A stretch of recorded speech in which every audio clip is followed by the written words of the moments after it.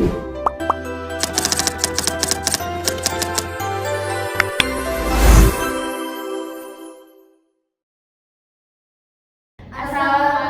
warahmatullahi wabarakatuh. Kami dari kelompok 3 akan mempresentasikan hasil diskusi kami, yaitu teori perkembangan kognitif menurut Bandura dan juga Vygotsky. Sebelumnya, perkenalkan, nama saya Anis Juhaida dan dengan NIM akhir 0021.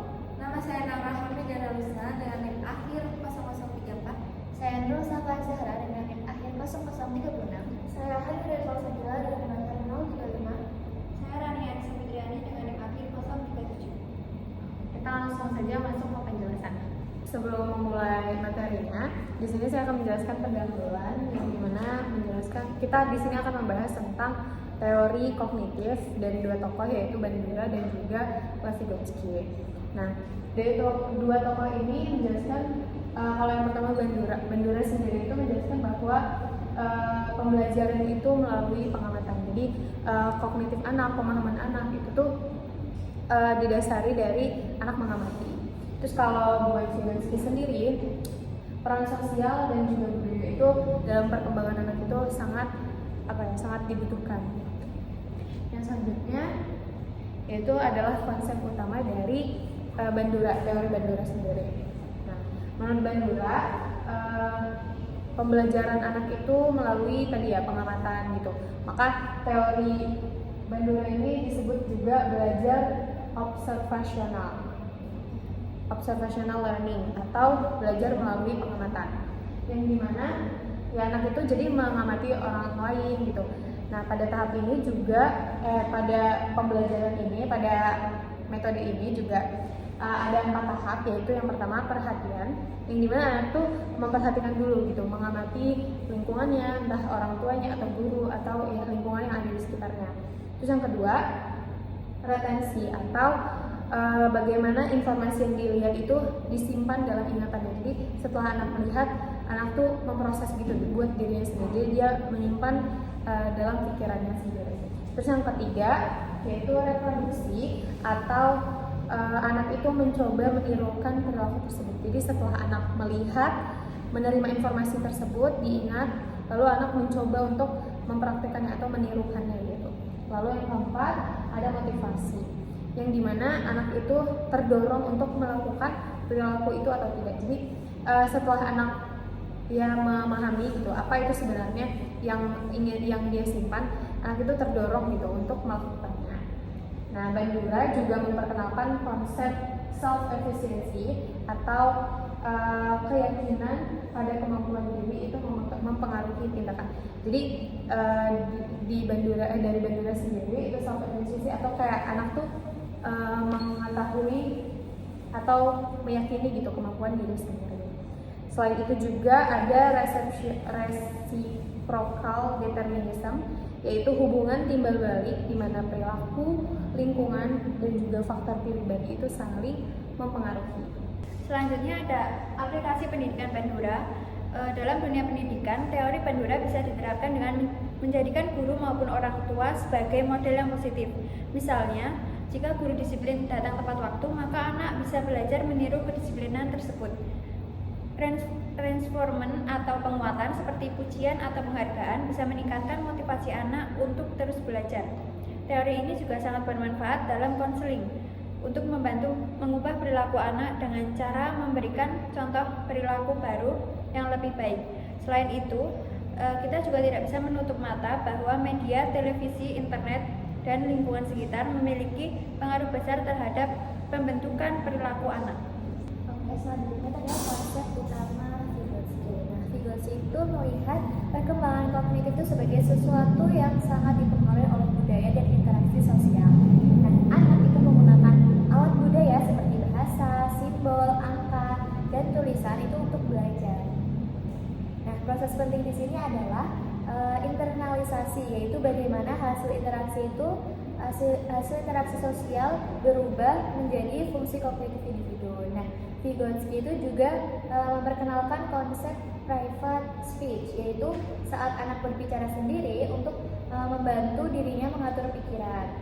Nah, konsep yang paling terkenal dari Vygotsky sendiri itu adalah zona perkembangan proksimal atau ZPD, yaitu kemampuan yang bisa dicapai anak jika dibantu oleh orang lain yang lebih ahli. Nah, bantuan itu disebut scaffolding. Nah, apa itu scaffolding? Scaffolding itu adalah dukungan bertahap yang diberikan guru atau teman sebaya agar anak itu bisa mandiri seperti itu. Nah, selanjutnya itu ada aplikasi pendidikan Vygotsky. Nah, itu dalam praktik pendidikan, teori Vygotsky sendiri itu bisa diterapkan melalui pembelajaran kolaboratif, misalnya diskusi kelompok, kemudian kerjasama antar teman, seperti itu sama aja sih. Nah, guru itu sebaiknya memberikan tugas atau tantangan yang sedikit lebih sulit dari kemampuan anak, supaya mereka itu berkembang ke tahap yang lebih tinggi seperti itu. Nah, di sini scaffolding itu sangat penting karena guru itu membantu anak pada tahap awal, lalu secara bertahap itu melepaskan bantuan ketika anak itu sudah mampu, sudah bisa seperti itu untuk melakukannya sendiri. Nah, Vygotsky itu juga menekankan pentingnya metakognisi, yaitu kesadaran anak akan proses berpikir sendiri sehingga anak itu bisa mengatur strategi belajar dengan lebih baik seperti itu. Oke, selanjutnya ada kelebihan dan kritik. Jadi setiap teori itu ada kelebihan dan kritik masing-masing. Dari Bandura itu yang pertama menjelaskan pentingnya peran lingkungan dan model. Jadi anak meniru kebiasaan yang ada di lingkungannya, seperti ketika guru PAUD berbicara dengan ramah dan mengucapkan setiap mau menolong itu mengucapkan kata tolong gitu atau terima kasih, dan juga bersikap lembut kepada anak kecil. Jadi anak itu bisa meniru gurunya gitu. Tapi tetap ada kelemahannya, yaitu kurang menekankan faktor biologis atau tahapan perkembangan alami anak. Jadi Bandura itu tidak terlalu membahas bagaimana anak berkembang secara alami seiring bertambahnya usia.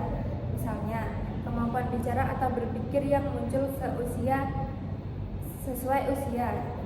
Contohnya Bandura mungkin tidak cukup memperhitungkan bahwa anak usia 2 tahun belum siap secara biologis untuk mengerti konsep berbagi secara penuh, meskipun mereka melihat temannya sudah melakukannya gitu. Jadi tidak menekankan faktor biologisnya.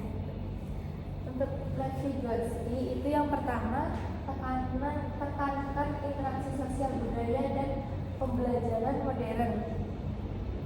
Jadi Vygotsky lebih menekankan bimbingan dari orang tua atau guru. Jadi anak masih memerlukan pendampingan untuk melakukan sesuatu hal.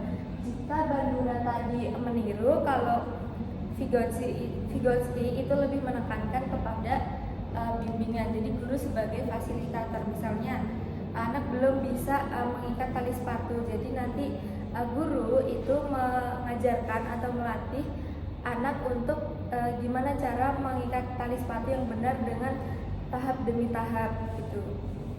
Tapi tetap ada resikonya, yaitu anak jadi terlalu bergantung. Misal anak tidak bisa membuka kotak makan, jadi nanti gurunya membantu anak tersebut. Jadi anak bisa mikir, oh kan ada ibu guru, jadi ibu guru aja yang membuka. Jadi mereka terlalu bergantung gitu sama gurunya. Baik, selanjutnya ada perbandingan Bandura dan Vygotsky. Jadi kalau kita bandingkan ya, Bandura lebih menekankan proses belajar melalui pengamatan, performance, dan self-efficiency, sementara Vygotsky itu menekankan interaksi sosial, bahasa, dan CPD pada scaffolding. Jadi meski berbeda, keduanya itu punya kesamaan, yaitu sama-sama menekankan bahwa anak itu tidak belajar dalam isolasi, melainkan melalui pengaruh oleh orang lain. Maka bisa dikatakan bahwa teori Bandura dan Vygotsky itu saling melengkapi.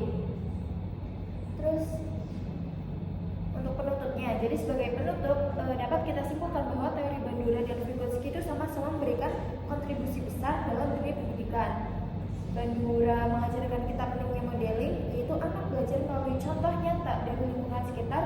Sementara Vygotsky itu mengajarkan pentingnya scaffolding, yaitu dukungan sosial budaya yang membantu anak mencapai potensi maksimalnya. Jadi pendidikan yang ideal itu adalah kombinasi dari keduanya, memberikan model yang baik sekaligus menyediakan bimbingan bertahap hingga anak bisa mandiri. Jadi dengan cara ini, proses belajar anak akan lebih efektif dan bermakna. Sekian presentasi dari kami. Kurang lebihnya mohon maaf. Assalamualaikum warahmatullahi wabarakatuh.